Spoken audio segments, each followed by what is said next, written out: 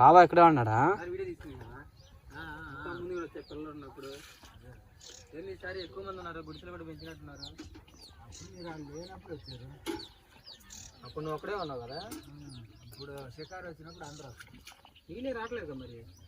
నీళ్ళు రాకపోయినా ఇప్పుడు వస్తారు. అదేంటి పడతలే చేపలు? అదే మీరు పట్టుతారు. ఏంది మరి ఎండబెట్టారు మొత్తం? అవి వేసుకోవాలి. అందుకని అవి ఎండబెట్టుకుంటాను. నీకు ఎండి చేపల కింద మార్కెట్ పోవాల్సింది. ఇంటికి ఎక్కడికి వస్తారు వాళ్ళే ఎడకొచ్చి కొనుక్కొని పోతారా? ఓ బొచ్చుడు మంది ఇంకా ఇప్పటికే వచ్చి వెళ్ళిపోతున్నారు. ఆరబెట్టలేదు కదా మనం. అదే ఇంట్లో ఆరబెట్టాను. నేను అయ్యి అనబెట్టేవాను కాదులే, మన వాళ్ళగాడు. మనంతా వేటే.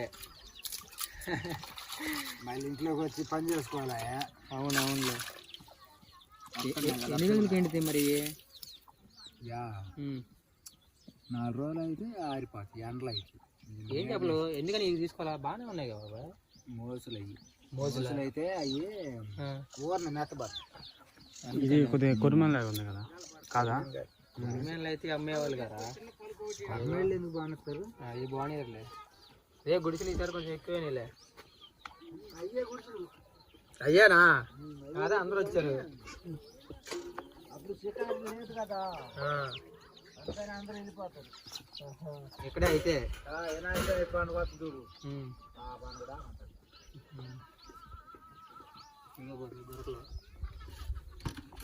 బాబాయ్ మీరు బయటికి అమ్మడానికి లేదు కదా, ఇంకా వాళ్ళకే అమ్మాలి.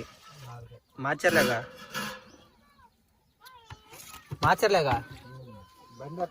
అదే బండి వచ్చినప్పుడు చూసేద్దాం. చేపల కోసం వచ్చారా? చేపల కోసం మా రొయ్యలు తీసుకుందాం అనుకున్నా. రొయ్యలు పడతలేదా? చేపలు ఎందుకు మనకి అన్ని చేపలు దొరుకుతుంది. మనకి రొయ్యలు అని వచ్చిన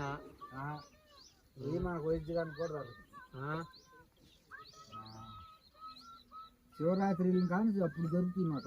బాబా ఒక మాట జీతం చెప్తాం మీకు. కేజీ లెక్క పట్టి కేజీ లెక్క అమ్ముకోవాలి. మరి కేజీ ఎంత వస్తున్నాయి? 30 రూపాయలు కేజీ. కేజీ 30 ఏంటి? పట్టేది మీరేగా? మేము పట్టినా సరే 30 రూపాయలు లెక్క. అది ఎన్ని కేజీలు పడుతున్నారు రోజుకి మరి? అయ్యో చూస్తున్నావుగా, ఈ గొరకలు ఇయ్యా ఇవి తీసుకోరుగా మరి. అవి తీసుకోండి. ఇంకేనా కేజీ 30 రూపాయలే, లేకపోతే వాటికి వేరే అడిగే రేట్ ఉంటుందా? 120 వరకు ఉంది రేటు. ఇది ఒకటే ఈ జాతే 120. మీరు ఒకటే 1/2 కేజీ పైన వస్తుంది కదా. ఇది చూపి మాది ఉండదు. ఏం బాబా పొయ్యి బాబా ఇప్పుడు మొత్తం పొయ్యి లోపల పెట్టు. 10 పైన 10 పైన. మరి అవతల పక్క అక్కడ కొంతమంది రోడ్డు మీద ఉన్నారు, వాళ్ళు ఎవరు మీ వాళ్ళేనా? అటు యాప్ చెట్టుకి వెళ్ళినా వాళ్ళు మనవాళ్ళు కాదు, వాళ్ళు వేరే కాంట్రాక్ట్. వాళ్ళు వేరే పనులకు వచ్చారు. పనులకు వచ్చిన వాళ్ళ చేపలు పడడానికి వచ్చిన వాళ్ళు ఏమనుకుంటున్నాను. అయితే ఇంకా రొయ్యలు రేపు పొద్దున రావాల్సిందేనా? ఇప్పుడు ఏం కుదరదు అసలు. మామూలుగా వచ్చినా కుదరవా? శివరాత్రి కాలం వచ్చినప్పుడేనా ఎండిపోవాలి కాలువ.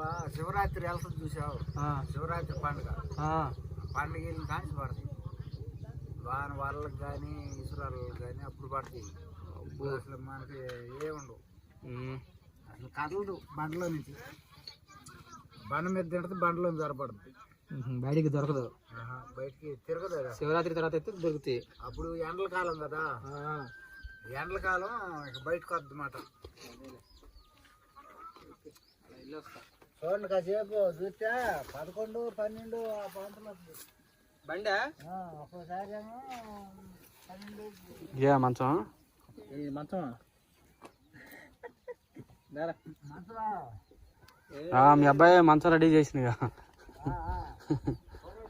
ఎటు చూసినా కానీ మొత్తం అన్ని గుడిసెలే. భలే అందంగా డెకరేషన్ చేసుకున్నారు, చాలా బాగున్నాయి. ఇక్కడ ఒక 10 గుడిసెలు ఉన్నాయి, ఇంకా డ్యామ్కి అటువైపు ఒక 4 ఉన్నాయి. మొత్తం ఒక 20 ఫ్యామిలీస్ అనుకుంటా, 20 ఫ్యామిలీస్ దాకా ఉన్నారు. వీళ్ళందరూ ఎక్కడ వాళ్ళో కాదు, చుట్టుపక్కల గ్రామాల వాళ్ళే. చూడండి, ఆయన ఒక గోడ కడుతున్నాడు ఏకంగా. ఆ నీళ్ళల్లో దొరికే రాళ్ళది మొత్తం తీసుకొచ్చి ఒక పెద్ద గోడ.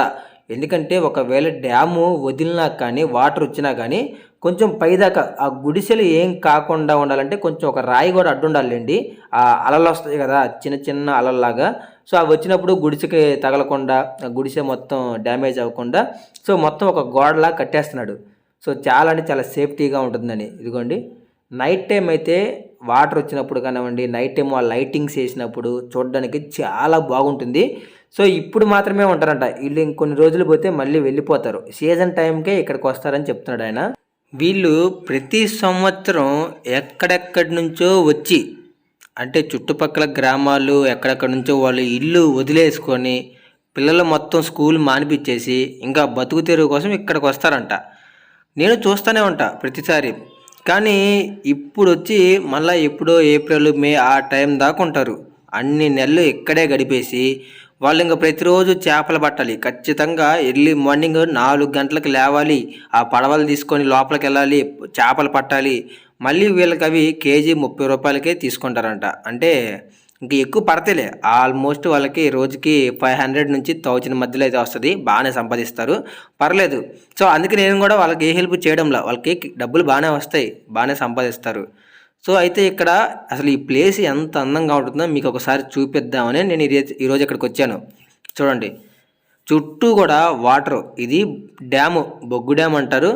ఈ మాచర్ల మొత్తానికి ఇక్కడ కింద నగరికల్లు కానివ్వండి, నరసరావుపేట, గుంటూరు దాకా ఈ కాలువ అలా వస్తూనే ఉంటుంది అనమాట. మొత్తం చూడండి చాలా వాటర్ స్టోరేజ్ ఉంటుంది ఇక్కడ. నాగార్జున సాగర్ తర్వాత వాటర్ స్టోరేజ్ ఎక్కువగా స్టోర్ చేస్తుంది మా పల్నాడు ప్రాంతంలో ఇక్కడే.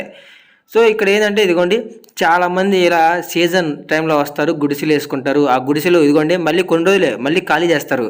ఖాళీ అయినప్పుడు మళ్ళీ వస్తాను, మీకు మళ్ళీ తర్వాత ఎలా ఉంటుందో వాటర్ వచ్చినప్పుడు మీకు మళ్ళీ చూపిస్తాను.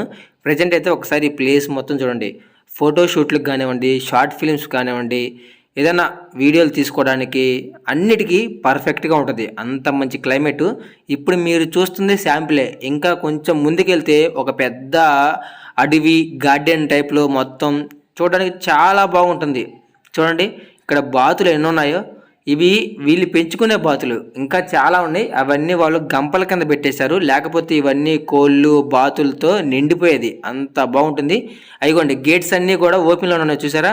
వాటర్ ఏం లేదు కదా, వాటర్ ఉంటే గేట్లు క్లోజ్ అయి ఉండేది. ఇదిగోండి ఇప్పుడు సరదాగా అటు ఇటు తిరగొచ్చు, వాటర్ సన్నగా వెళ్తూ ఉంటాయి అట్లా, అంతే. చూడండి ఎంత బాగుందో. గేట్స్ ఓపెన్ చేసినప్పుడు అసలు ఆ గేట్లు ఎలా ఉంటాయి, డ్యామ్ అనేది మీరు ఎప్పుడు చూసుండ్రో. ఇవన్నీ ఒకసారి మీకు చూపిద్దామని నేను ఇంత దూరం అయితే వచ్చాను.